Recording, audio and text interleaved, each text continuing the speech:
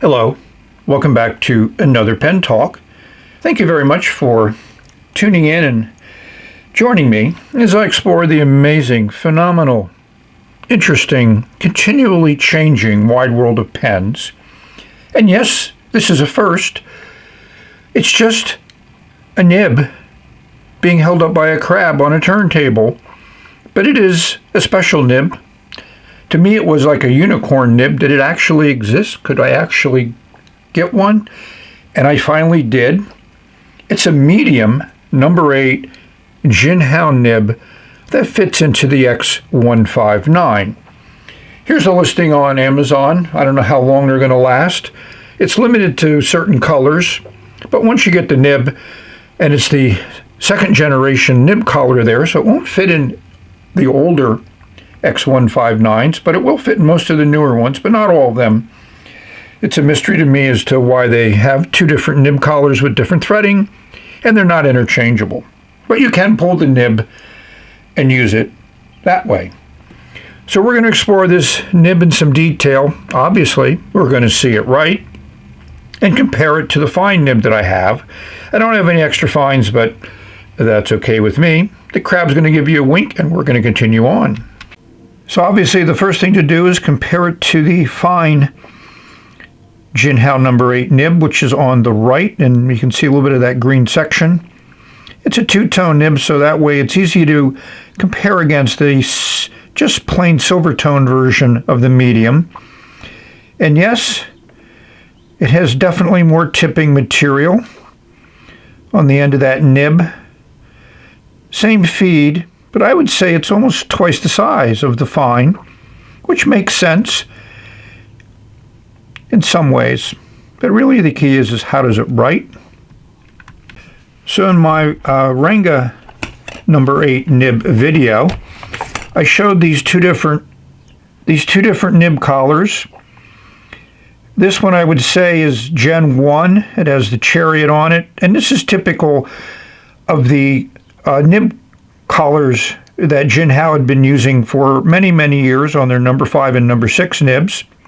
And on the number 8, they followed that design. And then they came out with this newer design, which showed up in what I call the Model 2, where the threading is in a much different location, it's different threading, and these two nib collars are not interchangeable, so the section that they screw into has to have threading to accommodate whatever design nib collar goes into it. Again, a mystery to me as to why there's two different versions of this. Considering there's no chariot on the second version, of course there's no room for it either because of the way the threading is. Will this become the new number 8 nib collar and replace the first one? Who knows? So those of you that may not seen my other X159 videos, here's a direct comparison between the original 159 versus the X159. You can see the difference in the sections. Obviously a smaller nib. Number 6 is not diminutive, but certainly the number 8 is large. And this section I think is really nice design. They've made an improvement over this section, which had quite a slope to it, but both of them have a little flare out at the end. Here you have a pretty good size step up between the barrel and cap, but here this is a pretty nice transition. You can hold this pen anywhere.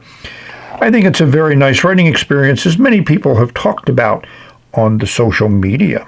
So one of the things that a lot of people have discussed is how well made the X159 is. And I want to show you how that converter fits extremely well. It doesn't come off easily, takes some effort. And that metal ring there at the bottom of the converter will definitely keep that stability, dimensional stability. As you can see, it took some effort to get it off.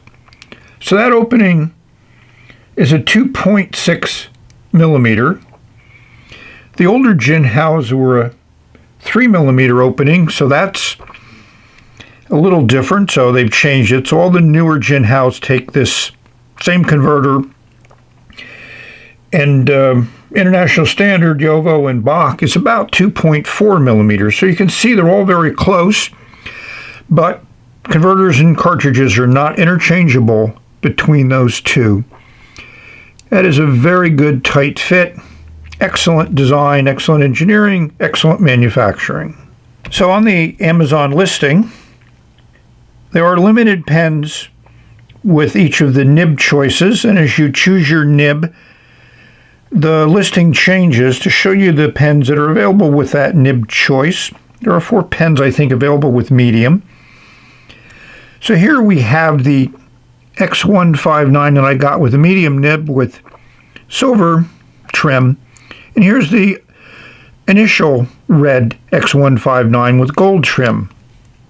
So hopefully you can appreciate the differences. I can't really decide between the two. If I was forced to, I think I would choose the red and gold over the red and silver. But it's a nice deep red color. So here I have my collection of X159s. And just for comparison, here's an original 159, the heavy metal one, which is basically double the weight of these acrylic versions. But at 28 grams, this acrylic version is not a light pen. Some people complain that it's light, but I think they just have expectations of a large pen being heavier. But then they also complain that the 159 original pen was too heavy for them, so maybe it's a Goldilocks thing. But you can see how the silver trim here and silver trim here, and this is the Model 1, the first version, which I have 3 of those, so I didn't put all 3 here. Here we have the other red, the green, the blue, and the orange. Very nice combination of colors. One may ask if they're ever going to come out with more interesting colors, and the answer is these are injection molded plastic pens. Limits the amount of colors and variations you can get, and I don't think we're going to see a turned acrylic version like we see on the Jinhao 100s. Well, those that know me know I'm not going to go with just a safe ink in this new medium nib number 8. I'm going to go with this Tremel Chinese ink that I've gotten a while ago. I think the color will go well with the pen. It has gold glitter in a nice red ink base. And as we've shown before, that glitter goes into suspension very easily. I like the inks. Let's see how it works in the pen. Here's a splotch of ink on a paper towel as I use to wipe off the section after filling it. It's a nice color. You can catch a little bit of sparkle there. Great combo.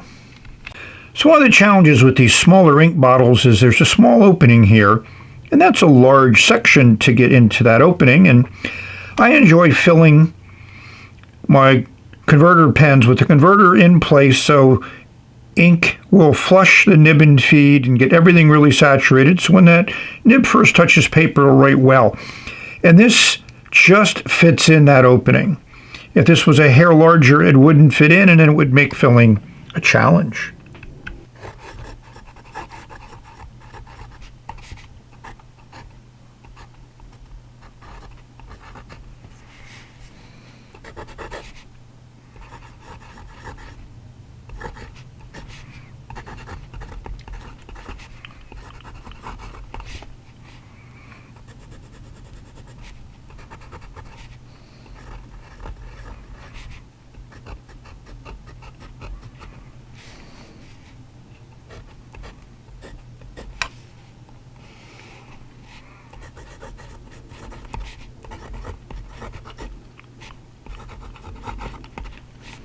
I think the Tremel ink works great in this pen. Puts down a nice dark line. It's not a very saturated ink, but it certainly comes out well.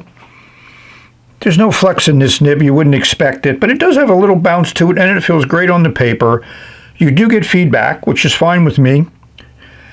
Kind of like driving a sports car, where you want to get the feel of the road. This nib gives you the feel of the paper. As you can see, it lays down a nice wet line, which I like. So this Jinhao ink has a decent amount of glitter in it, as we saw in the bottle. So as we move the paper around, when the light hits it at just the right angle, that glitter shines. Makes for a nice, interesting characteristic and gives the ink just a little bit of sparkle. And I think it works well with this red ink, the gold glitter. So those are my 7 strokes to inky happiness, as Doug says. And it does work. I think it serves 2 purposes. Number 1, it does spread the tines a little bit. It was a little dry when I first wrote with it. And secondly, putting pressure like that on the paper removes anything that could be on the tipping material that might just not be beneficial to the ink flow. Kind of like when you get a pen and you write for a few pages, and as you write more and more, the nib feels better and better. Here's a way of increasing that and getting that effect early. So obviously we need to compare this to the fine nib. And this also has a sparkly Chinese ink from Pen BBS.